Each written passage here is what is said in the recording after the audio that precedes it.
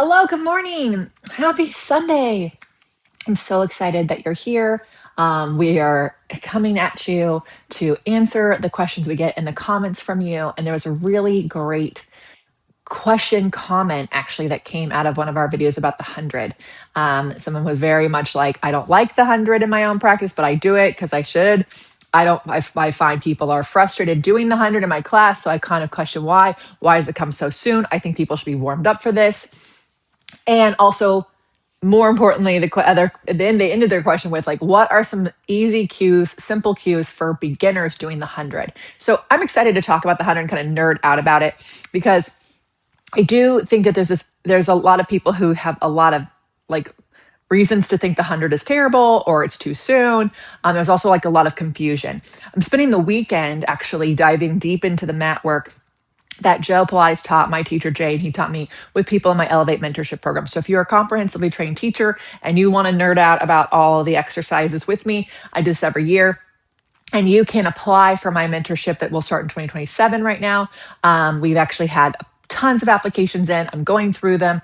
And once 2027 is full, it's full. So you want to go to lesleylogan.co/elevate, Lesley, Lesley, Logan.co/elevate to see about my mentorship program, see if it's what you're looking for. But if you want to nerd out, and then once you've graduated beyond that about exercises like this, that's where I do it. And in like hours of time. So I'm kind of passionate about the 100, passionate about the mat in general. I really find it frustrating. People are like, it's too hard for people to do.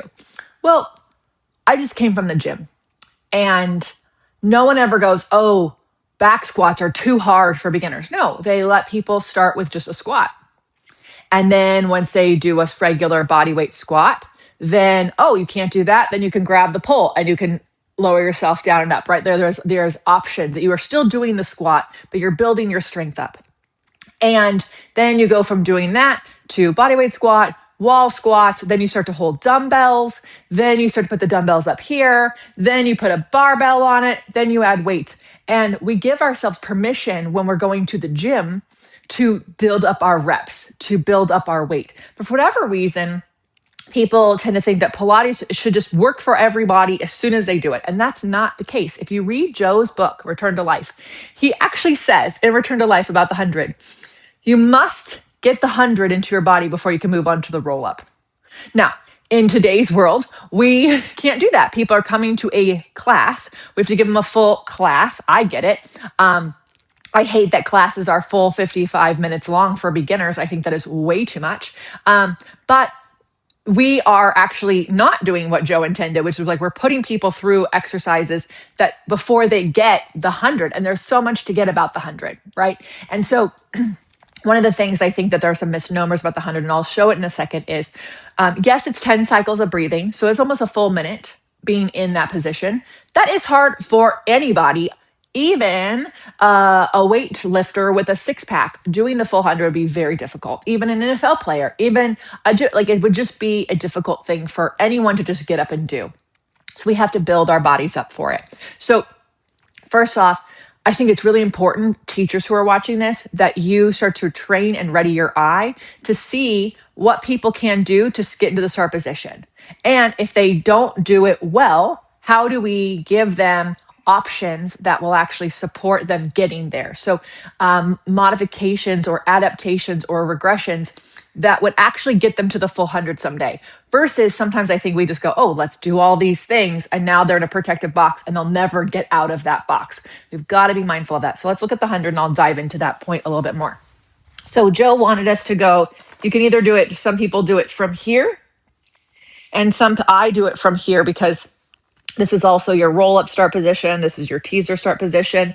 But in an ideal world, you take an inhale at the bottom, breathe into your back, you exhale up into the position, and then you inhale and start pumping, right? Toes in line with eyes is the goal. But someone could also leave their legs down and do this. Someone could also come a little higher up with those legs if they need to, right? So first, I need to see what someone can do. And when I'm teaching bodies that I don't know, they might not be beginner, but they're new to me, right? So I will actually have people, when I don't know them, I just want them to squeeze their legs together. I can see if they can do that. And then I ask them to exhale and curl up, and I see how they curl up without me micromanaging them. If they come up looking at the ceiling, then I'm going to say lower down. All right, pull your center in and look at your own thighs when you curl up. Great. If they can do that, then I'm like, okay, that's good. Go back down. All right, this time, come back up on an exhale, squeeze your legs together more, lower back down, right? We can just practice the hundreds curl. Because if someone is new to Pilates, we got to get the basics down. Now, when they curl up, if they feel it in their neck, it's because they're using their neck, right? So first, when it comes to beginners, we have to see what they can do on their own naturally. What are they bringing to the 100 themselves? And then from there, to answer the question about the best cues for beginners, then I can give directions and corrections. But I can't do it before I see what they're doing. So I think a lot of people are tending to start the curl with the head versus the center. So if someone is a beginner, having them really learn how to pull their center, engage their center without bracing and getting smaller, right? How to breathe, those would be great things. And then looking into it. From there, other things to be considering when it comes to beginners, do they have to do all 10 breaths at the same at one go? No. Maybe they come up, do 2 cycles of breathing, go back down. Come up, do 2 more. Maybe they do 5 rounds of 2 cycles of breathing so that they're doing quality reps over the quantity, right? Quality 100 over the quantity. And that's where I think we kind of forget. When it comes to beginners, they actually need to spend more time with the foundational exercises, developing their strength. So they will do more reps. The more advanced you get, the fewer reps you're going to do. Now, I always do 10 breaths of the 100 because at one time, because it is a warm up. It's also, I think where people are mistaking what the 100 is, it is not just a warm up for my lungs and my body. It's bringing my mind into my body for the workout that's about to come, right? So I have a whole minute, hopefully without anyone talking to me too much here, just breathing. Oh, my back feels a little tight today. So what do I need to do there? Okay. Oh, my shoulders felt a little round.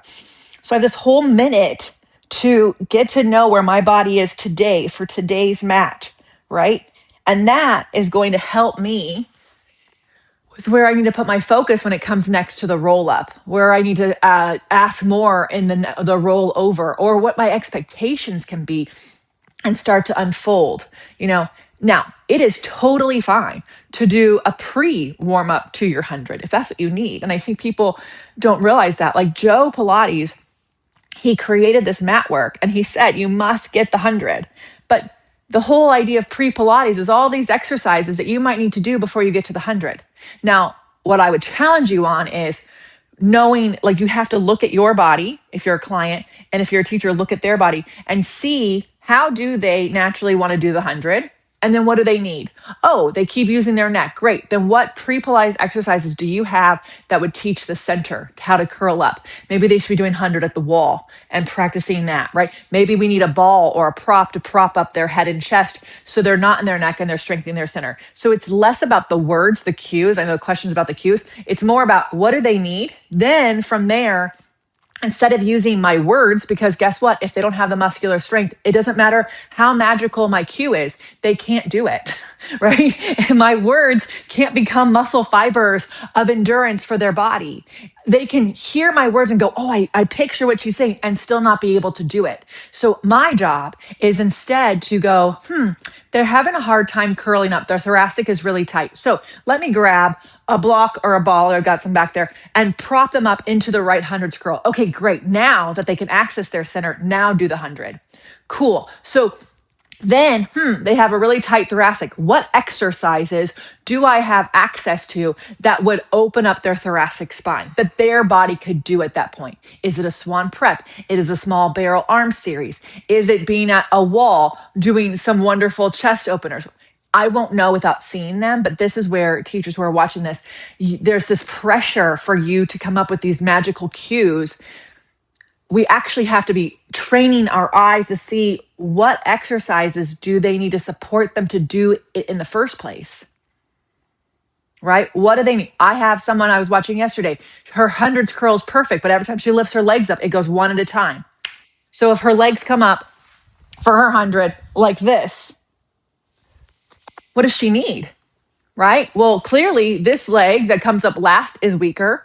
It's not coordinated with her body. Her inner thigh strength is lacking, right? But also, what's going on in her back, right? All these different things. So I have to watch her do it and then decide. I could tell her, certainly in a group class, hey, babe, you got to squeeze your legs together. I could go over to her in a group class and I could help her. But also, I got to give that person exercises to strengthen what's weak so that then my amazing cue of squeeze your legs together works. Amazing cues don't work if there's not muscular connection to meet that cue that you gave at the right time. And that's where we have work to do. And instead of spending so much time looking up for cues and signing up for cue apps, I would love you to start training your eye. You can train your eye watching my videos. I'm not a perfect mover. Turn me off. Turn off the sound. Watch. You can go, oh, that's interesting. She keeps rolling out onto her right pinky toe. What's going on there, right? Train your eye on those things. Take a session with a mentor that you trust. Have it filmed. And then turn off the sound and watch your body move. And then when you see something, turn the sound on and see what your teacher told you at that moment. Did they see the same thing as you? They might not have, because we also spot what we got, right? So we have to just I just my whole thesis on this is I could give you a million amazing things to say in the 100, maybe not a million, but probably a good 100. But if they can't do it, I have to give them the strength to do it so they can meet my words. Because the other thing is, and this is really important, on the tour, we had a great workshop on the last day, and there was a client there. And this client, she's been coming to my tour events for at least 3 years now. She loves Pilates so much. She invested in a workshop, and these teachers were lamenting, like, I said this and I said this, and they're not doing it. And the client goes, can I say something? I said, Abs, what, you go right ahead. And she said, we're trying really hard. I mean, like, I want to cry now. I almost cried when she said it, because she said it with just like, we're trying really hard. We heard you and we're trying really hard and we can't do it yet. And I think if we can, the teachers watching, just take a moment to, one, stop talking so much so they can be in their body and feel it. Two, so that when you do say something, they have time to digest it. I said this to people in my mentorship program on Friday. Maybe it was yesterday. If you work with a really good dog trainer, when they tell you to train your dog with a command, they will not let you go, sit, Bayonne, sit, sit. No, you have to go, sit, Bayonne. That's my dog's name, Bayonne, and wait. You have to wait. You have to sit there and wait. And they said 11 seconds. 11 seconds. Do you know how long that is? It's a long time. It is longer than a whole cycle of breathing for the 100. And then you can say it again. Why? Because that dog is taking 11 seconds to hear your command and then decide if they're going to listen to you or not. I'm not saying that human bodies react the same length of time as dogs, but I think it's a really good example of, if 30% or less of people are auditory learners, and you've got people trying to do an exercise that's hard, and you're counting and you're telling them to breathe, and then you're giving them cues, sometimes it's actually just too much information for them to digest. So I highly recommend teach them how to get into the exercise. Ready? If it's a beginner for me and they can do a 100s curl, it's take an inhale here, exhale, curl up, stay up, pump your arms as you breathe in, out. And then I'm watching. Oh, that's interesting. This person's legs are apart. All right. Squeeze your legs together. They didn't do it. I can go over to them and I can squeeze their legs together, right? So just watching, oh, that's interesting. Their pumps are really small. Can you pump a little bit bigger, right? Giving yourself permission as a teacher to watch what they're doing so they have permission to have time to hear what you said. And then know that when they're not doing what you said, it doesn't mean that they're defying you. They are not a rebel child. I mean, there are certainly those people out there, but the majority of people are trying to do what you said. They just can't do it, or they didn't understand it, or they didn't hear you, because there's a lot. So that's what I have to say about that. Oh, hold on, Brad. What are our amazing Sunday morning people have to say? Hi, Katie.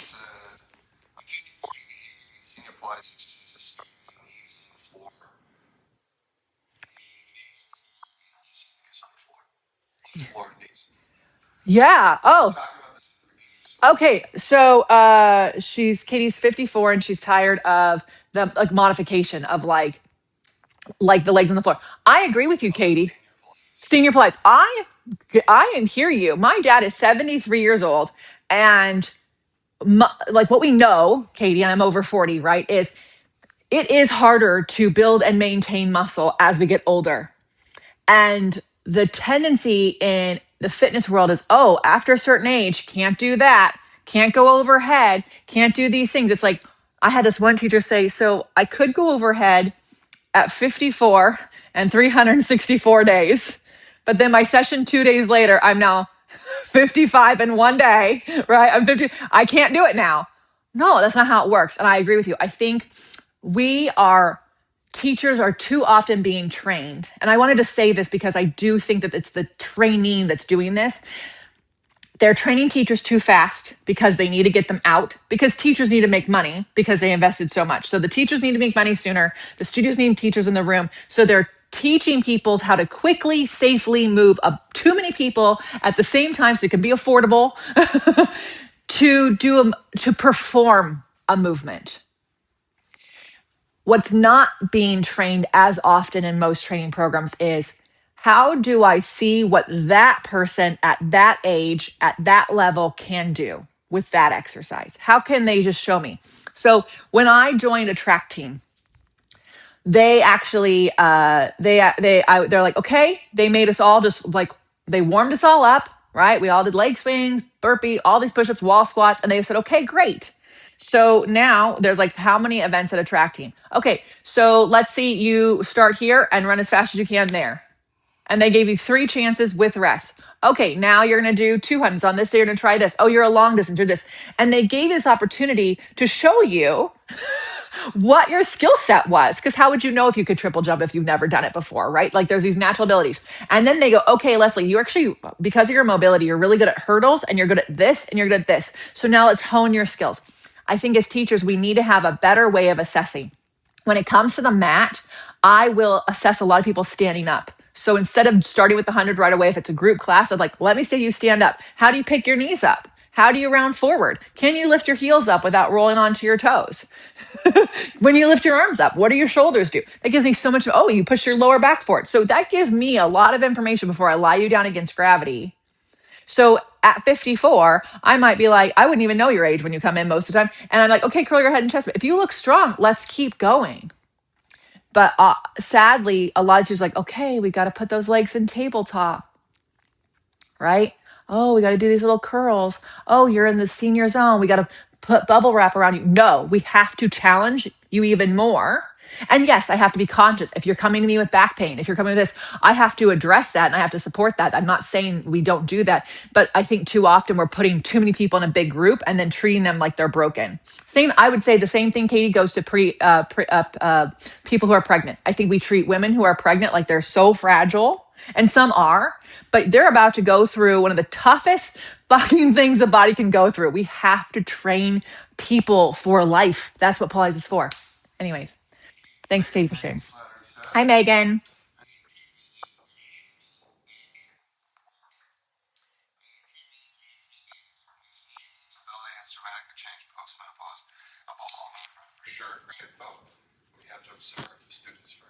Yeah, so it's a lot, Megan. So, yes, our bodies do change as our life goes on. Menopause affects women very differently.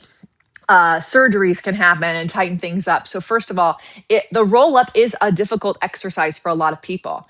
What I would say is, if you can't do this, which is not my favorite one because I think it's too easy for people to use their arms and their quads. You saw my feet even like got light on the mat, right? So I do like an elbow slip.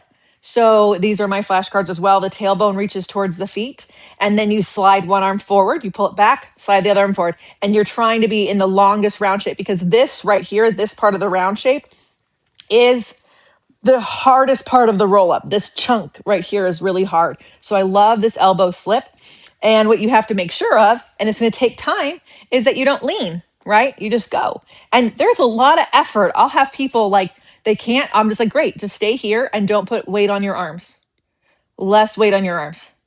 Less weight on your arms. Less weight on your arms. Rest. right? So, and the other thing is going back to the wall. It's in my accessories deck. Go to a wall, Megan, and practice your roll up and down a wall. Very different than working against gravity, right? The 100 at the wall, roll up at the wall, single leg circles at the wall, single leg stretch at the wall. Wall squats are epically amazing for a lot of people. People who are recovering from surgery, people who can't get down off the ground yet. Don't even get me started on why everyone has to get down on the ground and up again. but like those are fine things. So I go there, and then Megan, ideally you have a full system. You need to be on a Cadillac. You need a rollback bar. You need springs that help you roll down and up. If you can't do that, you need to do a private on the mat where someone help you, hold a dowel and they help pull you up and put you down and pull you up, right? So you can't just expect, like, well, first of all, if you're only doing mat work 1 day a week, you're not going to get any stronger. You're going to feel really good 1 day a week, but it's not actually going to change your body. We have to be doing our Pilates practice 3 to 4 days a week. It doesn't need to be an hour. The full mat work, when you know it, your full mat work will take less than 21 minutes, even if you're doing the advanced exercises, right? So once you know it, it takes very little time. We have to do it. When people quote Joe Pilates, and Joe Pilates has, in 10 sessions, you'll feel different. In 20 sessions, you'll look different. In 30 sessions, you have this whole new body. No one finishes a sentence. If you come 3 to 4 days a week, or your money back. They have to finish it. If you come 3 to 4 days a week, or your money back, because that's where change happens, is at that 3 to 4 times. So Megan, I would encourage you, if you're feeling really tight, the Cadillac and Tower are your friends. I know people think the reformer would be it. No, it's going to be having the rollback bar and the leg springs and all that stuff, helping you stabilize, strengthen, find your arm and back connection, your two-way stretch, and then getting back on the mat. Yeah. Anyways, I'm fired up. Hi, San Diego. Oh my God, you're having more beautiful weather than we are, but it's a beautiful weather day in Las Vegas. Anyways, for the teachers watching, if you want to nerd out with me for 9 months on every Pilates exercise and really dive in and all this, lesleylogan.co/elevate, lesleylogan.co/elevate. If you're a client who's just really enthusiastic about Pilates and would like to know more, OPC is where you want to go. onlinepilatesclasses.com/YouTube. So what happens there is we have a new class every week. We're not releasing new classes on YouTube anymore. We are only doing things over on OPC. We have great teachers. Every teacher's over 40, all different body sizes, ages. We've got one of our oldest teachers is no longer doing overhead exercises in her body. So there's something for everybody. And most importantly, I will give you feedback on your form. You just literally have to film a video and send into the community. And I do that. So it's all that information is in the OPC community app. So check it out, onlinepilatesclasses.com. Thank you so much. Have an amazing day. Bye.